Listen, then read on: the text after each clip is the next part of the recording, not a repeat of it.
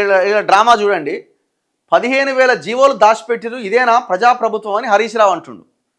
దానికి కాంగ్రెస్ వాళ్ళకి కౌంటర్ ఏంది, నువ్వు అధికారంలో ఉన్నప్పుడు 43,000 జీవోలు ఎందుకు దాచిపెట్టినావు, దానికి ఆన్సర్ చెప్పని ఆయన భువనగిరి ఎంపీ చామల కిరణ్ కుమార్ రెడ్డి అడుగుతున్నాడు. ఎవరినేమనాలా? ఇప్పుడు 43,000 జీవోలు దాచిపెట్టింది వాస్తవమే, ఇప్పుడు ఆ 15,000 జీవోలు దాచిపెట్టింది వాస్తవమే. ఈయన కాంగ్రెస్ ఆయన ప్రతిపక్షంలో ఉన్నప్పుడు ఆయన అప్పుడేమన్నాడు, మరి ఎందుకు జీవోలు దాచిపెట్టినామని గొడవ చేసిండు. ఇప్పుడు ఆనాడు అధికారంలో ఉన్న బీఆర్ఎస్ ఆయన సైలెంట్గా నోరు మూసుకున్నాడు, ఫెవికాల్ పెట్టుకొని, మొత్తం ఫెవికాల్ ఫెవిక్విక్ పెట్టుకొని కుట్లు వేసుకొని సైలెంట్గా ఉన్నారు. ఇప్పుడు మారింది, కాంగ్రెస్ అధికారంలోకి వచ్చింది, బీఆర్ఎస్ అపోజిషన్లో ఉంది. ఇప్పుడు బీఆర్ఎస్ ఆయన ఏమంటుండు, నువ్వు జీవోలు ఏంది తీయవు, జీవోలు ఎందుకు పబ్లిక్ డొమైన్లో పెట్టలేదు ఆయన అడుగుతున్నాడు. ఈయన అంటుండు, ఈయన సైలెంట్గా ఉండి నువ్వేం చేసావని ఆయన అడుగుతున్నాడు. ఏమైనా ఉందా అసలు ఇద్దరిలో? ఏమైనా పారదర్శకత, చిత్తశుద్ధి ఏమైనా కనిపిస్తున్నదా మీలో? ప్రజలు నవ్వుకుంటున్నారు చివరికి. హైకోర్టు అంటున్నది మీరు టోటల్ జీవోలన్నీ పబ్లిక్ డొమైన్లో పెట్టండి అని. మీకు ఎందుకు భయం?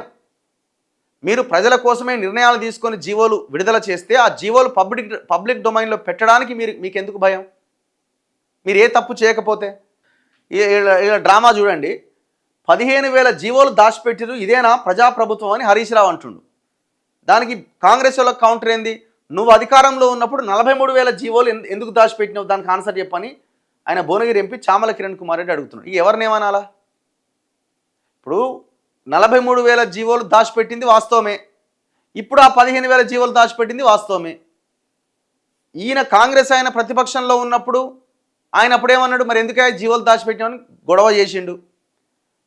ఇప్పుడు ఆనాడు అధికారంలో ఉన్న బీఆర్ఎస్ ఆయన సైలెంట్గా నోరు మూసుకున్నాడు, ఫెవికాల్ పెట్టుకొని, మొత్తం ఫెవికాల్ ఫెవిక్విక్ పెట్టుకొని కుట్లు వేసుకొని సైలెంట్గా ఉన్నారు.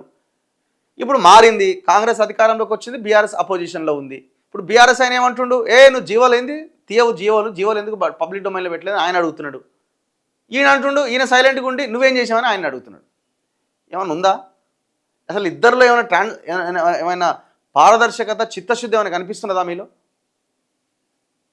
ప్రజలు నవ్వుకుంటున్నారు చివరికి. హైకోర్టు అంటున్నది మీరు టోటల్ జీవోలన్నీ పబ్లిక్ డొమైన్లో పెట్టండి అని. మీకు ఎందుకు భయం? మీరు ప్రజల కోసమే నిర్ణయాలు తీసుకొని జీవోలు విడుదల చేస్తే ఆ జీవోలు పబ్లిక్ డొమైన్లో పెట్టడానికి మీకు ఎందుకు భయం? మీరు ఏ తప్పు చేయకపోతే?